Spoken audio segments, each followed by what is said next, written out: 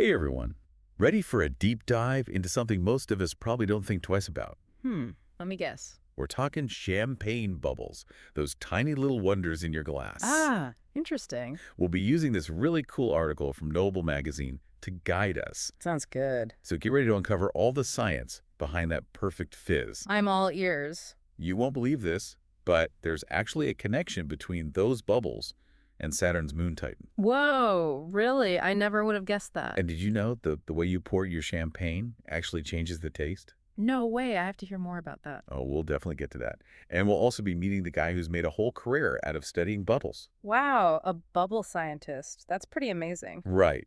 So let's jump right in. This bubble expert is named Gerard Liger-Belair, and he's a chemical physicist. Basically, he's dedicated his life to understanding these tiny spheres of gas. That's pretty wild. What kind of things has he discovered? Well, he actually wrote an entire book about it called Uncorked, The Science of Champagne. I might have to check that out. For sure. You know what I find fascinating about his work? What's that? Well, he uses bubbles to understand these bigger phenomena. Yeah. Like, did you know that the size of the bubbles and how long they last are related to how much CO2 is dissolved in the champagne? Oh, that makes sense. More CO2 and more bubbles. Exactly. And smaller bubbles mean more CO2, which also means a more intense and longer-lasting fizz. So the smaller the bubbles, the better. In a way, yes. And he even figured out that the proteins from exploded yeast cells are super important for keeping those smaller bubbles stable. That's really cool. So it's not just about the bubbles themselves, it's about all these other factors influencing them. Yep. It's pretty complex stuff. But before we get too deep into the science, I want to know, what about the history of champagne? Yeah, good point. Where did this whole bubbly thing even come from? Right. I always thought it was Dom Perignon, the I am drinking the stars guy. Right. But it turns out that's a bit of a myth. Oh, really? So who was it then? Well, this article mentions an Englishman named Christopher Merritt. Never heard of him. What did he do? Back in 1662, way before Dom Perignon was even born, he presented a scientific paper on sparkling wine to the Royal Society of London. Wow. So he was the first one to figure out the whole sparkling wine thing. Pretty much. He detailed how to add sugar to wine to create a second fermentation, which is essentially how they make champagne today. So it all started with this guy Merritt. I guess Dom Perignon got all the credit. Yeah, history can be funny like that. Right. But speaking of how it's made, can we break down that process a bit more? Sure. So it all starts with a first fermentation of the grapes, which gives you a still wine. Right, regular wine. Then they add a mixture of sugar and yeast for a second fermentation, but this one happens right inside the bottle. And that's when the magic happens, right? You got it. That second fermentation creates the carbon dioxide, the stuff that gives champagne all those lovely bubbles. So cool. And then what? After the second fermentation, it's time for aging. At least 15 months, but sometimes even decades. Whoa, that's a long time. What happens during that aging? Well, the dead yeast cells from the fermentation start to break down. Okay. And that actually adds all those complex flavors to the champagne. So dead yeast makes it taste better. Yeah, it's kind of weird. It's all part of the process. But they do have to get rid of those yeast cells eventually, right? I would imagine so. How do they do that? It's called disgorgement. They freeze the neck of the bottle to trap the yeast sediment and then pop it out. I bet some champagne gets lost during that. Definitely. That's why they add a dosage before sealing it up with the final cork. What's a dosage? It's a little bit of sugar dissolved in wine. It replaces some of that lost fizz and determines how sweet the champagne is. So that's why there are different sweetness levels. Exactly. It can range from brut nature, which is bone dry, to doux, which is the sweetest. I never knew that. I always just thought some champagnes were naturally sweeter than others. Nope. It's all about the dosage. And it's interesting how our taste for sweetness has changed over time, Oh, yeah. How so? Like back in the 1920s, Americans loved their champagne super sweet. Tastes really do evolve. They do. But no matter how sweet it is, that cork plays a huge role in keeping all those bubbles happy for years to come. Speaking of the cork, it's kind of crazy how a piece of bark can keep those bubbles in for decades. Right. It really makes you wonder what would happen if a bottle stays sealed for over a century. Well, there's this crazy story about a shipwreck off the coast of Finland. Ooh. Tell me more. They found bottles of champagne that had been underwater for over 170 years. Wow, 170 years. Did they open them? Believe it or not, some people actually tried it. No way. What did it taste like after all that time? Well, it was pretty flat after being underwater so long. They said it had a cheesy aroma and tasted like wet hair. Ew, that doesn't sound very appealing. Yeah, not exactly the celebratory champagne experience you'd expect. Definitely makes you appreciate a fresh bottle. Right. But before we open one, I got to ask you about something I've always wondered. What's that? Is it true that how you pour your champagne actually affects the bubbles in the taste? It absolutely does. Really? Why is that? Well, it has to do with these things called nucleation sites. These are tiny imperfections in the glass where bubbles like to form. Ah, okay, so like scratches or something. Yeah, exactly. And when you do a straight pour, all that turbulence in the champagne kind of activates a ton of these nucleation sites. Oh, so more bubbles form. Way more. And all that carbon dioxide escapes super fast, which makes the champagne go flat way quicker. So basically you're shaking it up before you even drink it. Pretty much. But a gentle pour down the side of the glass, like you'd pour a beer, minimizes all that agitation. Oh, I see. That way the bubbles form slower and more evenly, which not only keeps the fizz, but also gives those delicate aromas more time to develop. Huh, who knew pouring technique could make such a difference?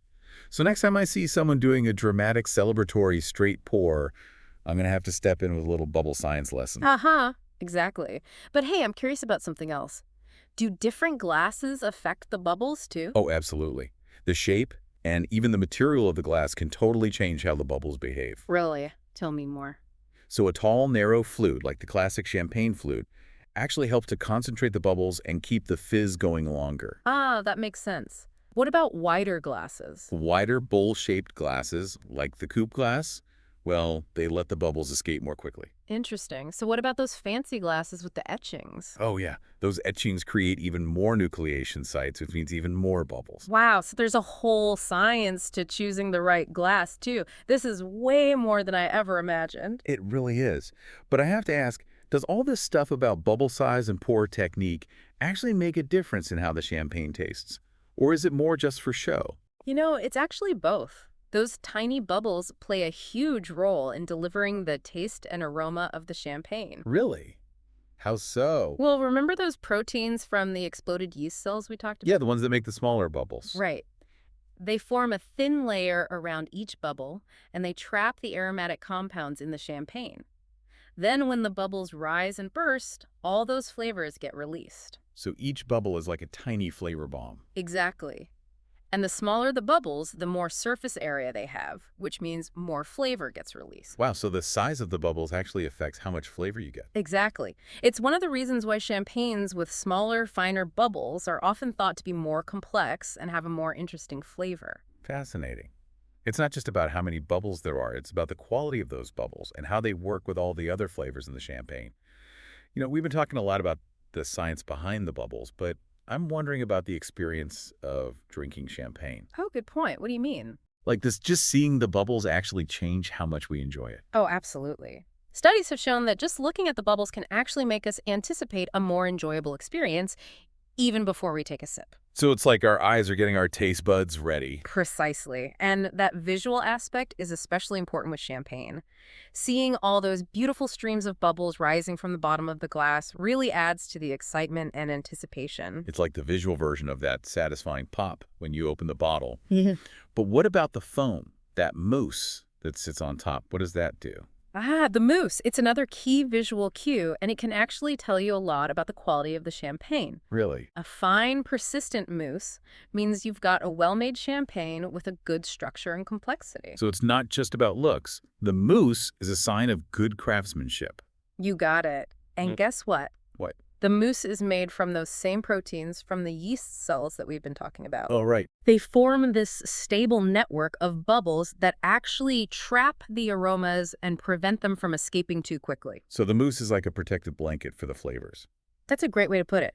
A champagne with a weak mousse that disappears quickly is probably going to lose its fizz and flavor a lot faster. So it's all connected, all this talk about bubbles and mousse and pouring technique makes me really want to pop open a bottle and try out all this new knowledge. I can definitely understand that. But before we get to the tasting, I want to touch on one more fascinating thing about champagne science. Oh, what's that? It involves using technology to actually analyze and predict bubble behavior. Wait, is this that robot that can taste champagne you mentioned earlier? Yeah, it's called the Fizz-Eye robot, and it's pretty amazing. It sounds like something out of a sci-fi movie. So Yeah. does it actually taste the champagne? Well, Not exactly in the way we do, but it comes pretty close. It's got a high-speed camera and sensors that can analyze all sorts of things. Like, It can measure the foam volume, bubble size, how long the bubbles last, and even the chemical makeup of the air above the glass. whoa. What does it do with all that information? It uses artificial intelligence and biometrics to predict how all those factors will translate into taste preferences. So it's like a super sommelier that can tell you everything about a champagne just by looking at its bubbles. In a way, yes. This technology is still pretty new, but it has the potential to change the way we think about champagne. I can imagine. Could it predict the best time to age a certain champagne? Maybe. Or even customize the bubble profile to match what different people like. That would be incredible. It's amazing how science is pushing the boundaries of what we thought was possible. But you know what I'm really curious about? What's that? What does the ultimate bubble expert, Lize-Belair, prefer when it comes to drinking champagne? Like, after all his research, does he have a specific way he likes to enjoy it? That's a great question. Well, based on all his research and what he personally likes, he recommends serving aged champagnes in tulip-shaped glasses at a temperature of about 12 degrees Celsius. Okay, tulip glass, got it. He believes that those conditions let the champagne really show off all its complexity and aroma with a perfect balance of bubbles and mousse. So a tulip glass, a gentle pour, and a slightly chilled bottle of aged champagne, that's the Bubble Master's recipe for the perfect champagne experience. Sounds like a pretty good formula to me. But in the end, the best way to enjoy champagne is whatever way you like it best. True, it's all about personal preference.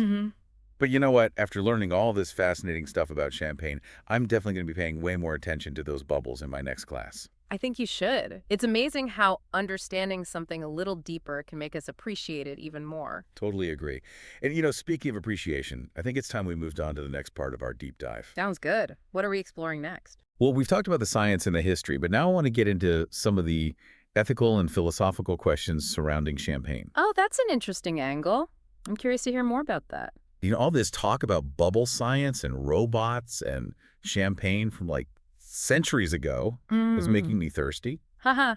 Yeah, I can understand that. But before we go popping the bottles, I'm actually kind of intrigued by what you said about the ethics of champagne. Yeah. Like, what are some things we should be thinking about when it comes to this bubbly drink?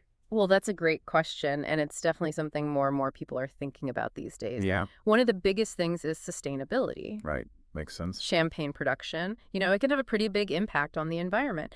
Think about all the water they use and pesticides in the vineyards. Yeah. And then there's all the energy it takes to do the fermentation and bottling. Yeah, true. I guess I never really thought about it like that. I mean, it makes sense that making something so delicious and complex would take a lot of resources. Right. Exactly. So are champagne houses doing anything to like minimize their environmental footprint? Yeah, a lot of them are. Oh, that's good. They're making a real effort to be more sustainable. Like what kind of things? Well, some are switching to organic or biodynamic farming, which is really great. Oh. And they're trying to cut back on their water usage and use renewable energy sources. Oh, that's awesome. Yeah. And those heavy bottles. Yeah. Well, some are starting to use lighter ones, which actually makes a big difference for transportation. Lower carbon footprint and all that. Oh, yeah, that makes sense. It sounds like they're really trying to balance enjoying champagne with, being responsible. Exactly. Finding that sweet spot. Yeah. Yeah. But I'm also wondering about, like, are there other ethical things to consider?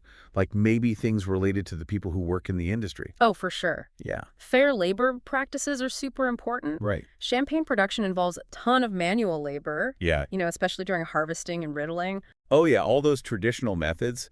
I bet that takes a lot of skill. It really does. And it's a craft that's been passed down through generations, Yeah. So it's super important to make sure those workers are treated fairly and paid a living wage. It's a good reminder that there are like real people behind every bottle, Exactly. It's not just about the bubbles. It's about the whole process and all the people involved. I couldn't agree more. But you know what else we should talk about? With that. Responsible consumption. Oh, yeah, definitely. Champagne is all about celebrating and having fun, but we got to remember to be responsible too. Right. It's easy to get carried away sometimes, especially when the champagne's flowing. Especially when those bubbles are flowing. Mm-hmm. But moderation is key. After this deep dive into the world of champagne, it's amazing how much more there is to it than I ever realized. I know. It really shows how something so seemingly simple can be incredibly complex. Yeah, there's the science and the history, the culture, the ethics. It's all connected. It really is. I'll never look at a glass of bubbly the same way again. And that's the beauty of learning and exploring, right? Totally. Yeah. It makes you appreciate the things you enjoy on a whole new level. Well said. So next time you raise a glass of champagne, take a moment to really savor those bubbles and think about everything that went into creating them. Cheers to that. And thank you so much for joining me on this deep dive. It's been a blast. It's been my pleasure. Thanks for having me. Until next time, keep exploring and keep those glasses bubbly.